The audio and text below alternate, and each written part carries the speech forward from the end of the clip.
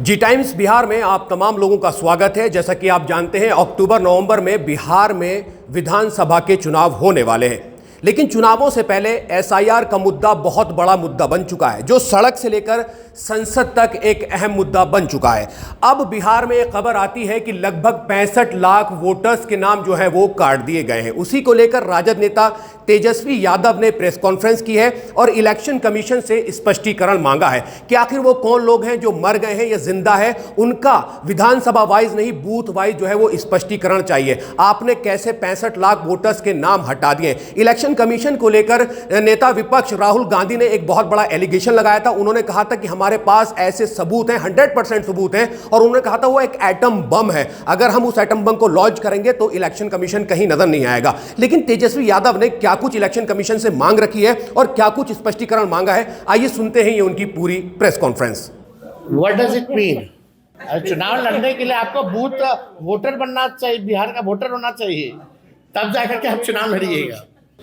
अब आप बताओ, जो बाहर रह रहा है, कितने करोड़ों संख्या में रह रहे हैं, अब वो लोग भी ऑनलाइन अगर चेक कर रहा होगा तो उन लोग का भी नहीं है।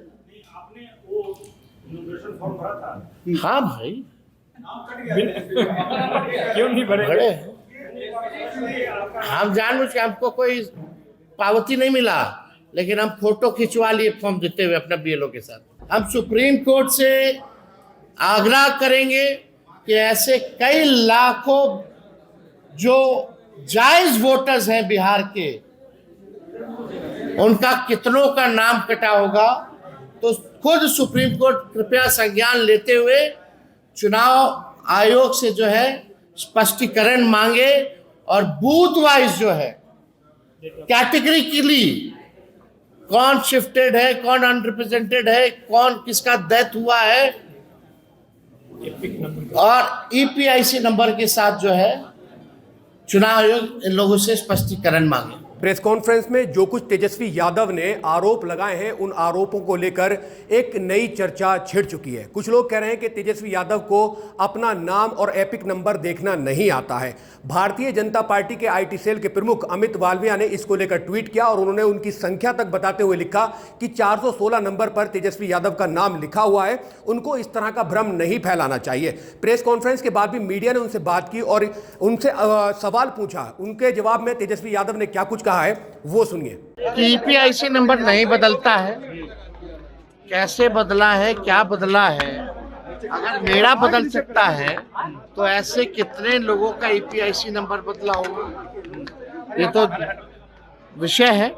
यही सब आंकड़े तो हम लोग पूछ रहे चुनाव आयोग से, तो कहीं ना कहीं से पूरी साजिश है कि वोटरों का नाम जो है काट दिया जाए। वो छोड़िए ना, कई आईएएस अधिकारी ट्वीट करके बोल रहे कि उनका नाम कट गया है, तो गरीब का सोचिए।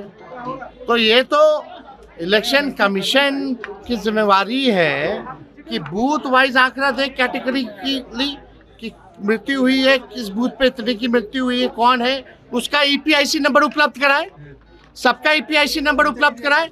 तो आज मेरा पूरा प्रेस कॉन्फ्रेंस जो था ईपीआईसी नंबर को ही तो लेकर के था और डिटेल्ड को लेकर के था कि मृत्यु हुई है तो क्यों, किनकी हुई है, उसका ईपीआईसी नंबर क्या है, उसकी बूथ संख्या क्या है, कोई अगर दूसरे राज्य में गया है इस वजह से कटा तो उसका डिटेल दे, जिसका डबल है, रिपीटेड है, उसका डिटेल दे।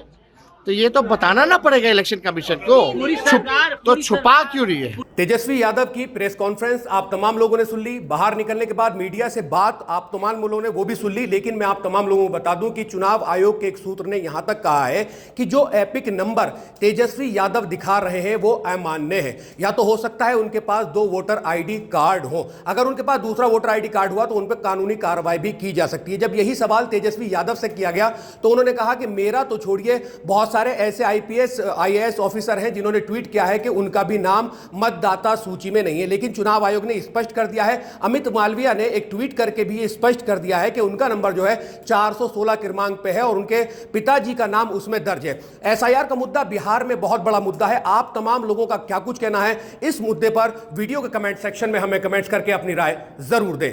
धन्यवाद।